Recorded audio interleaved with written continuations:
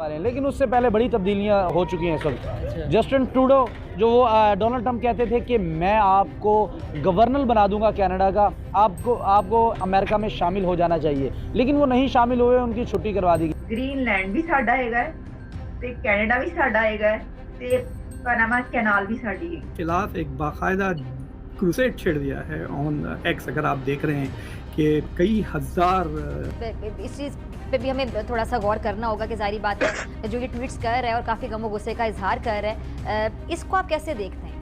वज़ीर आज़म ने social media platform x के एडवाइज़र आप समझ लीजिए हैं ट्रंप के अगली एडमिनिस्ट्रेशन में होंगे, क्योंकि तो पाकिस्तान के लिए अगले 4 साल लगता है अमेरिका के वीज़ा भी अमेरिका और मुश्किल हो जाएंगे। गैर मुल्क शख्स बिलावास्ता तौर पर मुल्क की साख को मुतासर कर रहे होते हैं। पाकिस्तानी शहरियों अशराफिया से लेके आवाम तक मैंने एक पाकिस्तानी।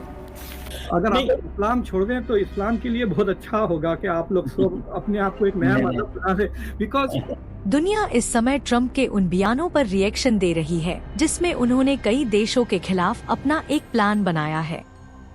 इस प्लान को सुनते ही पाक मीडिया की हवा निकली हुई है।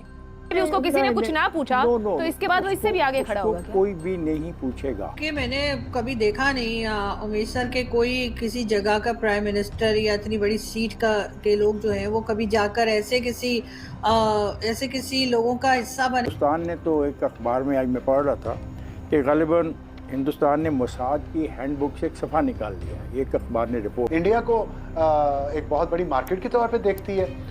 इंडिया से इंपोर्ट एक्सपोर्ट पूरी दुनिया को हो रही हैं और दुनिया की सबसे ज़्यादा आबादी इस वक्त इंडिया की है, तो उसको कौन खोना चाहेगा? यहाँ पे एक स्टेबल गवर्नमेंट है जहाँ पे ट्रंप। अब आपको ये पता है कि ट्रंप ने क्या अखंड अमेरिका बनाने का प्लान बना रखा है?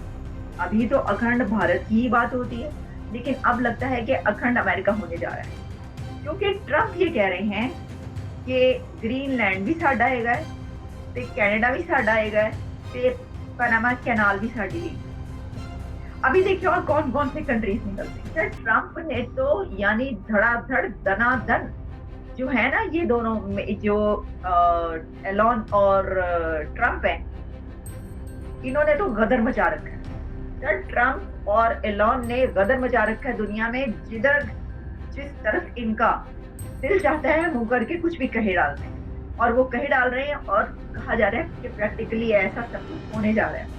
अच्छा, अब देखेंगे जब हम ये बात करते हैं ना कि ये ट्रंप आप कह रहे हैं कि जी ग्रीनलैंड ले लेते हैं हम, आपको पता है कि कनाडा बना सकते हैं वो स्टार्ट में जब पहली बार उन्होंने बात की तो लोगों ने कहा ऐसी भाई ट्रंप तो आपको पता है ऐसी बातें करते रहते हैं तो क्या हो गया, ऐसी उड़ानी। ये बात नहीं है, हो सकता है कोई वाइब नहीं, कुछ भी पॉसिबिलिटी है कि वो कुछ ऐसी चाल चलें या कुछ ऐसा ट्रंप कुछ ऐसा करें कि वो कनाडा का जो है वो कहें ठीक है अगर ऐसा है इकोनॉमी चलानी है तो आ जाए हमारे साथ। तो जस्टिन ट्रूडो तो होंगे नहीं प्राइम मिनिस्टर और ना ही वो गवर्नर होंगे, जैसा कि वो कह रहे हैं कि हमने आपको अपनी स्टेट की गवर्नरशिप से निकाल दिया है, तो फिर तो जो होगा उसकी मर्जी होगी ना, जो भी करे। लेकिन इसके अंदर बहुत कुछ, ये कोई इतनी सादा बात नहीं है। वो कैसे, मैं आपको बताई देती हूँ। ट्रंप ये जो बात कर रहे हैं इसके अंदर एक तो वो मेक अमेरिका ग्रेट अगेन उसको सामने रखें, लेकिन इसी के साथ वो सिक्योरिटी एडवाइजर ने जैक सुलिवन ने अपना आखिरी दौरा इंडिया का किया है और सारे के सारे जिसे कहते हैं ना टेक्नोलॉजी के फ्लड गेट इंडिया के लिए खोल दिए हैं। दूसरी तरफ अमेरिका के अंदर एक ऐसे लग रहा है कि एक भूचाल आया हुआ है, एक अर्थक्वेक आया हुआ है। ट्रंप के बेटे जो हैं वो ग्रीनलैंड चले गए हैं। ट्रंप कहता है कि अगर ग्रीनलैंड हमें नहीं मिलेगा तो हम डेनमार्क पे पाबंदियाँ लगा देंगे। कनाडा के नक्शे को ख़त्म करके अमेरिका के साथ मिला दिया है और कहता है जी कि मैं इकोनॉमिक प्रेशर डालूंगा और मैं कनाडा को अपने साथ मिला लूँगा, फॉरेन पॉलिसी होगी। हर कोई परेशान है कि अमेरिका जो है वो किस तरह की सिचुएशंस हैं। बरतानिया और फ्रांस के जो वज़ीर आज़म और सदूर हैं वो ये कह रहे हैं कि ट्रंप जो है एलोन मस्क जो है वो हमारे मुल्कों के अंदर इंटरफेयर कर रहा है।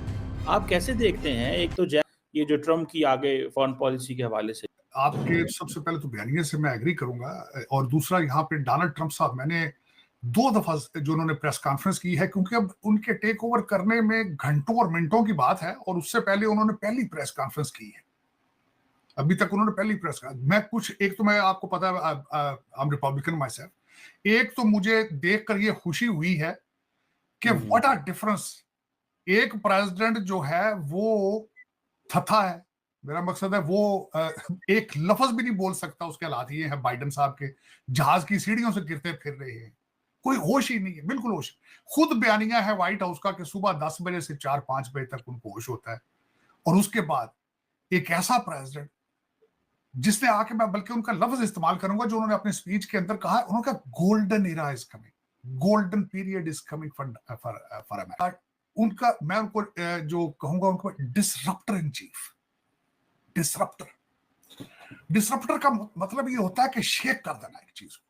उन्होंने जो प्रेस्टीज और अमेरिका की ग्लोरी और जो प्रेस्टीज थी जो खत्म की है 12 साल में बराक हुसैन ओबामा ने, जो कि मुझे आज मैं 1 मिनट के लिए उनकी प्रेस कॉन्फ्रेंस जो है उसको सुनकर 1 मिनट के लिए मैंने आंखें बंद की, तो मैंने गौर किया कि जब ओबामा सऊदी अरेबिया जाते तो रियाज का मेयर उनको रिसीव करता था। रियाज का यूनाइटेड स्टेट्स ऑफ अमेरिका का प्रेसिडेंट और उसको मेयर ऑफ रियाज रिसीव करे। चाइना जाते थे ओबामा साहब और उन्होंने रेड कारपेट ही आगे नहीं रखा था, मुझे अभी याद है, गूगल करके आप देख। और उसके बाद एक प्रेसिडेंट आया है जिसने अपनी पहली प्रेस कॉन्फ्रेंस के अंदर ही थरथली मचा दी। स्टेट डिपार्टमेंट आज जो है उसके ब्यूरोक्रेट थर-थर कांप रहे हैं आज। अब मैं उसके एक तो मैंने आपको बताया है प्रेस कॉन्फ्रेंस शुरू किस तरह की है, आफरीन है। प्रेस कॉन्फ्रेंस उन्होंने शुरू की है और उन्होंने एक हुसैन सिंजोनी जो कि एक बहुत बड़ी मिडिल ईस्ट के अंदर उनकी कंपनी है, प्रॉपर्टी, उनसे शुरू की कि he will invest $20 billion in US data centres में और आर्टिफिशियल इंटेलिजेंस के ऊपर। अमेरिका में वो 20 बिलियन की इन्वेस्टमेंट करें। यहां ये भी याद करूंगा, कुछ दिन पहले यहां पे किसी ने 100 बिलियन की करने की कही थी, डोनाल्ड ट्रंप साहब ने उनको कहा था 200 बिलियन की इन्वेस्टमेंट होनी चाहिए। आज खुद उन्होंने अपनी प्रेस कॉन्फ्रेंस के अंदर बताया कि American confidence in economy American का ग्रो कर चुका है। Stock market is touching the roof before even then he has taken over, before he has taken over. फिर उसके बाद उन्होंने अपनी प्रेस कॉन्फ्रेंस के अंदर जो खास कर एक तो उन्होंने वो जो मैक कंपनी, मैक उसका कुछ नाम है जो मिडिल ईस्ट की है, जिन्होंने एक तो वो आए, फिर उन्होंने बुला के हुसैन सिंजोनी को कहा, वो उन्होंने स्पीच भी 2 मिनट की दी कि मैं यहाँ पे आर्टिफिशियल इंटेलिजेंस का करना चाहूंगा। फिर उसके बाद उन्होंने बिलखसूस शुरू की अपनी प्रेस कॉन्फ्रेंस, तो उन्होंने बताया कि किस तरीके से first time in the history weaponize किया गया डिपार्टमेंट ऑफ जस्टिस को। बल्कि उन्होंने कहा कि मैं अब डिपार्टमेंट ऑफ जस्टिस को इनजस्टिस डिपार्टमेंट कहता हूं, कि जिस तरीके से लोअर लेवल पर वो लेकर गए। और बिलखसूस उन्होंने जैक स्मिथ का नाम लिया कि जिसने कई लोगों की जिंदगियां तबाह की इंटेंशनली।